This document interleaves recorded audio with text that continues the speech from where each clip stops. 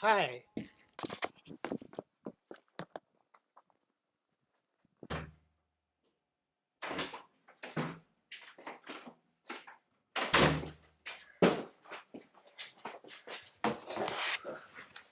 Miska Painter. How are you? I am good. This is my front door. There's art outside because it's acrylic like house paint. It'll live out there forever. Just walking in the house, Oh my gosh, look at all these paintings on the wall. giving you a little tour. Here's the one you were asking about, the musicians. I thought you would trade me some of your techie skills. Oh, Doing a search engine and making my name pop up quicker when people, search Miska. Do you know how to do that? I do. It's called search engine optimization.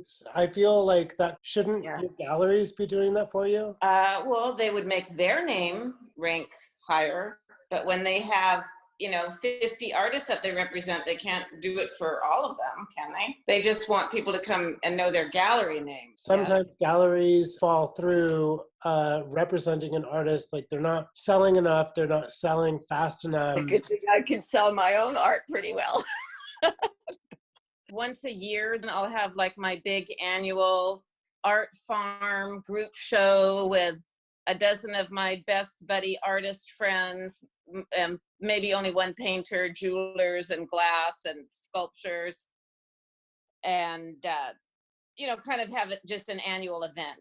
That would be the answer to that question, an annual event. I post all the time on social media, but I post load of art is going, to Dragonfire Gallery or to Blue or Steel Door Gallery, or if I get a chance to go to Sun Valley or Colorado or wherever.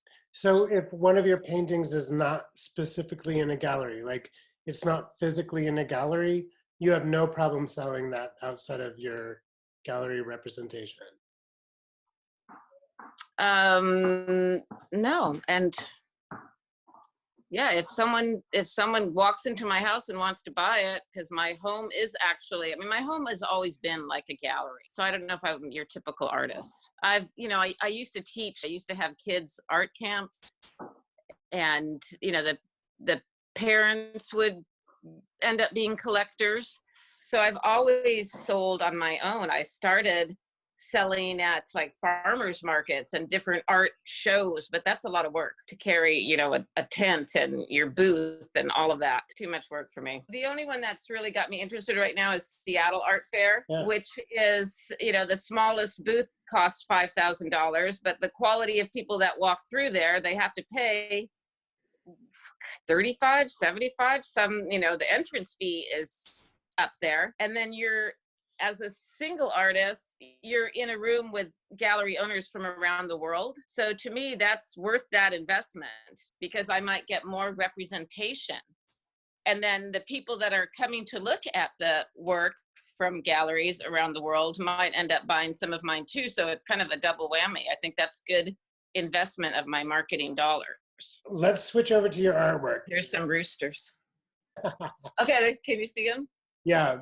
My spring collection.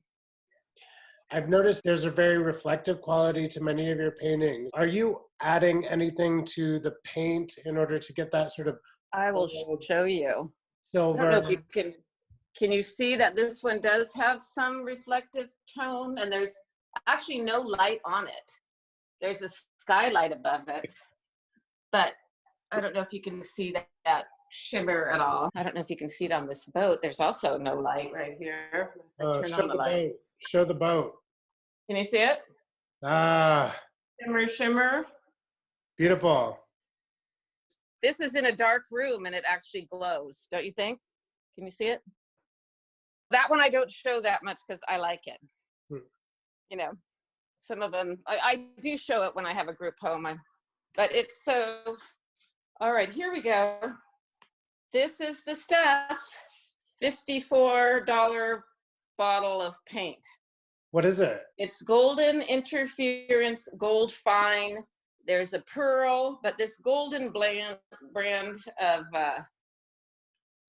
iridescent paints really do have a beautiful glow. What is your goal as an artist? I would like to add a 0 to my prices. So whatever is right now, 3,000 would be 30. That's the 30,000. plan. It's just finding the right location. How are you going to hit that $30,000 mark? Probably open my own gallery and put my own prices on the wall and go from there. That's my way. Not everybody can do that, but since I'm a born salesman and I have a real estate background, I can do it. And I've operated a gallery before. When I started, I did have a partnership with one gallery owner, but then I got pregnant. You and I had a conversation about my avoidance of like gallery frame canvases. The thick Yes. ones. Remember, you thought that I shouldn't be using those thinner canvases? Right. Unless you're going to frame them. They're good. They're made to be framed. Well, And the thick ones, you know, are made not to be framed. And I paint around the edge. how do you get around the cost of having to frame these pieces but still wanting I to don't. That's why I don't do it. And besides, you know, if you're delivering a collection of art to a gallery, you know, each painting might need a different frame. You know, each painting is going to look best in a specific frame. But once you put all those specific frames to enhance the painting, they may not look good together hanging on a wall, all those different frames together. I mean, you have to be careful and have a gallery that's really going to help you do that. Like a one-man show, maybe, yes, but you know, that is hard to get. You don't see that on the West Coast, really. Most galleries have numerous artists. Yeah. So you know, without the frame, if you paint around the edge, like look at the sailboat, can you see that? Yeah. You know, then they actually hang better together. I think it's a better presentation and it saves you a ton of money. I mean, I know those thinner canvases are half the price of the thicker ones. But I just don't think it's very Baroque to paint the side of the canvas. Like, Well, you don't have to. You can leave it white. I do. Yeah, I mean, there's plenty of artists that do the thick canvas and leave it white. But Are there? yeah, I think so. I'll have to check the next time I go into a gallery. Here's a nice rooster. Can you see it? Yeah. Good enough light? Yeah, I really like your roosters. Let's go outside and look at some of your inspiration. Okay, I'll show you a rooster just like that guy. Let's go. I spend half my time gardening. Okay.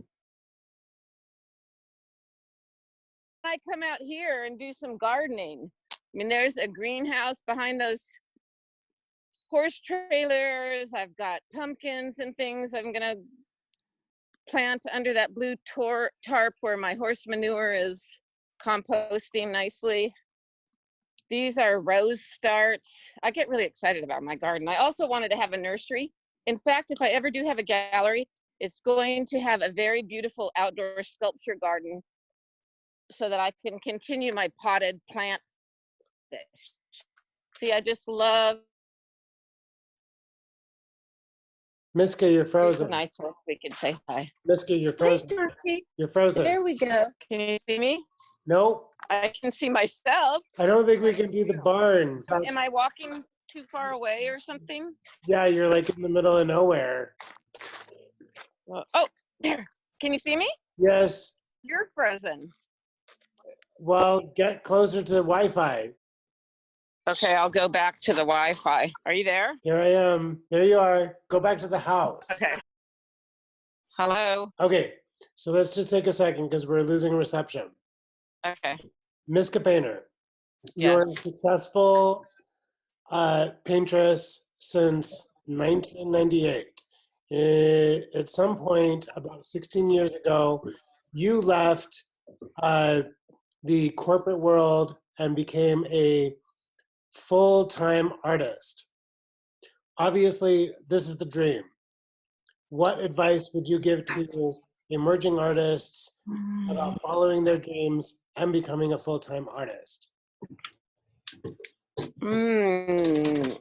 have no self-doubt. You have to just believe that you're going to do it and do it. And, you know, I mean, I've always I did real estate before I did art. So, you know, I have a cushion, or I have another source of income, rental properties. I forgot to put that in my list of things of what I do, is manage real estate, you know, collect rent, pay mortgages and property taxes. But, you know, it's, I would say it's good to have a safety net or a sponsor, a patron. Either have another career or a patron. A lot of my collectors, you know, have become friends, but not every artist has a social side to them.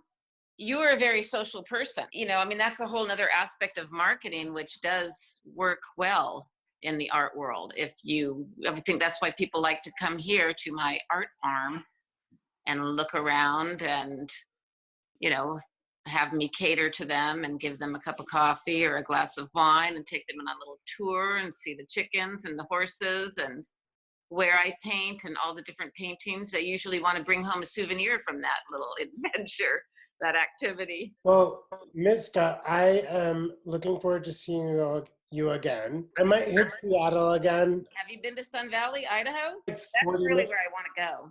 I'm 40 minutes away from Sun Valley. What? Well, maybe you can go pick up my paintings and bring them here. If I pick up your paintings, I'm gonna hawk them. I'll give you a commission. Why don't you just sell them? I'll give you a commission. Okay, deal. Well, I love your paintings. Thank you for taking the Thank time you. to talk to me. You're welcome. Do let me know if you're coming through Seattle. Okay, I will. All right. Well. Bye. Take Bye. care.